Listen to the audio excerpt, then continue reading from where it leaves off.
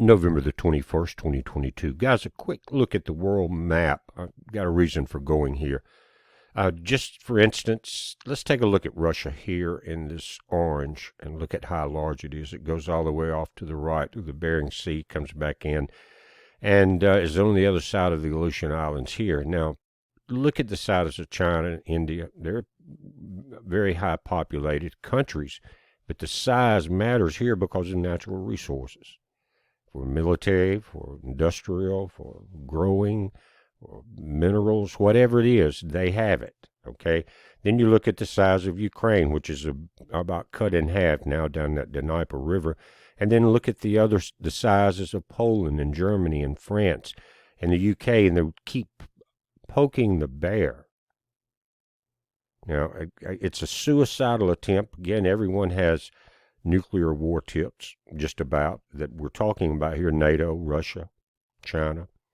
But something else is happening. Again, this is getting really intense today, and we're going to touch on that. But the Middle East is about to light up, guys, and it really has already started. And we are in what it looks like World War III. The beginnings of it have not spread all over the world yet to the major nations. But Europe and the Middle East is on fire. Now, what they're saying here is Russia green lights a major Turkey-Iran joint operation, relentlessly bombing the Kurds in Syria and Iraq, aiming at the U.S. In other words, they know, this has been translated, guys, so from Greek, but they know that Syria and Iraq are basically proxy to the U.S. If you remember Syria in 2017, we had No Name visit there, and Tulsi Gabbard visited Syria. No Name, remember him? He was taking pictures with some of they were called rebels, I think, in the mainstream media at that time.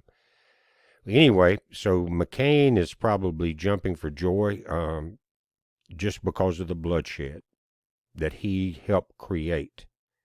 Why Tulsi Gabbard was there, someone will have to ask her that question. But again, the reason they're saying Russia green lights is they opened up airspace. And we're going to take a look at a map of the Middle East, and you're going to see why this is so deadly serious right now. And Israel better be paying very close attention. Now, before we go into that article, let's take a look at the map of the area, and that'll give you a better idea of what I'm concerned about, okay? Now, Russia's not very prominent on this map. You can see the very tip in the center here, a very small section of it. You see Georgia here, and then you've got Crimea going off here. This is the Black Sea, Greece, Turkey, right here, and Iran. They have joined teams. It was okayed by Russia. They cleared any airspace problems. And Syria and Iraq are being hammered, guys, as we speak. Military bases, Kurd bases, again, this was instigated by visits from the West to overturn certain areas of this when we saw the Arab Spring and all of that going on years ago. And then, again, No Name and that group coming into Syria. And what they did was become a pain in the butt to anybody that went against the U.S. petrodollar, including Turkey and Iran. Now, Saudi Arabia is below that. But right now, Iran is attacking Iraq and Syria with the okay from Russia. Turkey is coming in from this side. Now, let's pull this map up just a moment, giving me time to get it back centered. And here's where it's going to get very dangerous, because here's Iraq, here's Jordan, here's Israel, Lebanon. Now, Damascus is in Syria, remember that. But Iraq and Turkey here are bringing the hammer down. How close is that already? Syria is being attacked. It's on the border with Israel, on their northern border. So you know that the Israeli military is on high alert.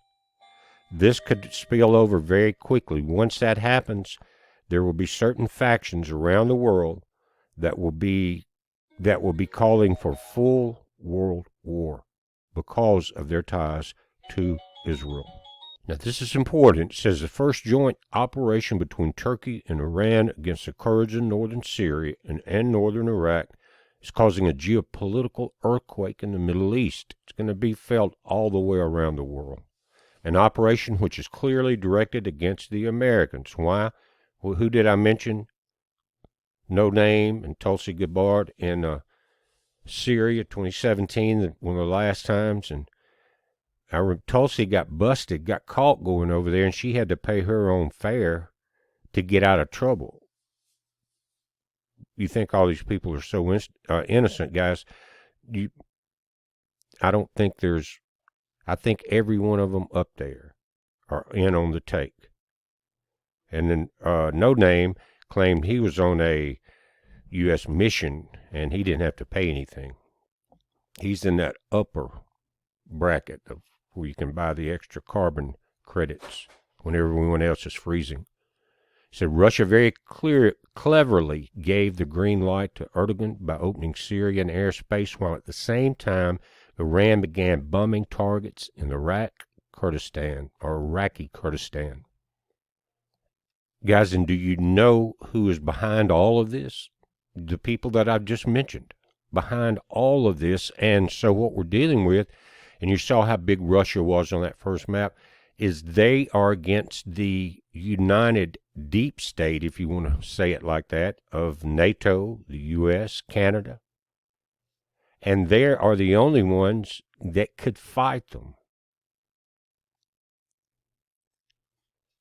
And it said, for this reason, Turkish Air Force is bombing targets throughout northern Syria from Aleppo to Raqqa. The Kurdish question is gradually entering the final stretch. Again, this has been translated. The insurgency inside Iran is escalating, and this is forcing Iran to launch an operation in northern Iraq, hitting Kurdish bases with ballistic missiles and kamikaze drones.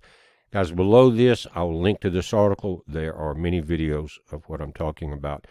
Turkey, seeing how the Kurdish rebellion is strengthening inside Iran, understands that its turn is approaching and decides to help Iran. Exactly. Now, guys, here's what I want.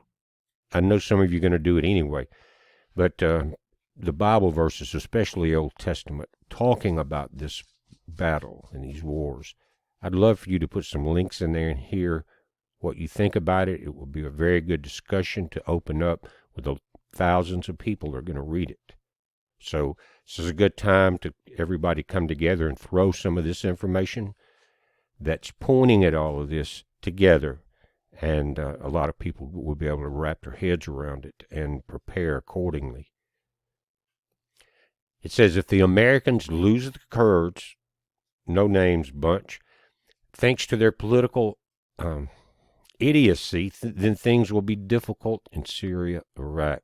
Because of the Turks are shouting it, we must expel the USA and the PYD from Syria forever. They know where the problem lies. It says Iran relaunched bombings late Sunday night against facilities, bases, and organization of the Iranian Kurds in exile in the neighboring autonomous region of Iraq's Kurdistan. The Revolutionary Guards, so-called elite body of the Iranian armed forces, bombarded Iranian Kurdish parties again. The anti-terrorist service of the Iraqi Kurdistan said, without giving an account of the casualties. The Kurdistan Democratic Party of Iran, the PDKI, and the Iranian Kurdish separatist organization Kamala have confirmed that bombings have taken place against their facilities in northern Iraq. And a lot of these are military installation, bases for rebels, things like that. The headquarters of the Kurdistan Democratic Party of Iran, the KDP, and the settlements of the Iraqi Kurdish regions of Koya and Zennakan were attacked with drones and missiles. Also, the Kamala Party of the Iranian Kurdistan and Zergaz, the headquarters of the Kurdistan Workers' Party, or the KRK Revolutionary Committee, was targeted by drones and missiles, but no casualties were reported. Now, again, this page has maybe a half dozen videos of the nighttime attack coming in there. But the bear is playing right now. And Putin is very smart. The military there has been in existence for thousands of years. That mentality has been in place for a long time. We've seen it. And right now, again, guys, it is a war against Russia and the deep state. Russia has some help now. You've got Turkey coming in there. You've got Iran. There's other places that are also on fire. Let's get a little closer to Ukraine for just a moment. It says, Vucek's emergency message to the Serbian people. We are on the verge of conflict. The negotiations with the Kosovo Albanians have collapsed. The Serbs are up in arms in Mitrovica. So, same place wars have started, guys, for you. Now, the Serbs are claiming that the Albanians are trying to wipe them out, or basically their culture, everything about them, and it's causing the Balkanization, again, just like in the Balkan Wars that we saw. Part of, again, a repeat of the same old story. It says Albanians and Serbs are at gunpoint with conflict only a matter of time. The Serbs report that an Albanian military unit of armored vehicles is preparing to leave Pristina from Mitrovica. The Serbian army has again been put on high alert. The Serbian army is ready to take all measures to protect Serbs in Kosovo and Metohija on the orders of President Alexander Vucic. This was said by the Serbian defense minister. At the same time, in northern Kosovo, the Serbs closed all the shops in the area and are preparing to set up roadblocks. The conflict is moments away there. The world is at war. The world demons are celebrating. They will see the sacrifices and their bloodlust come to fruition, and then they're going to see the hand of God turn them to ashes. That's what's going to happen.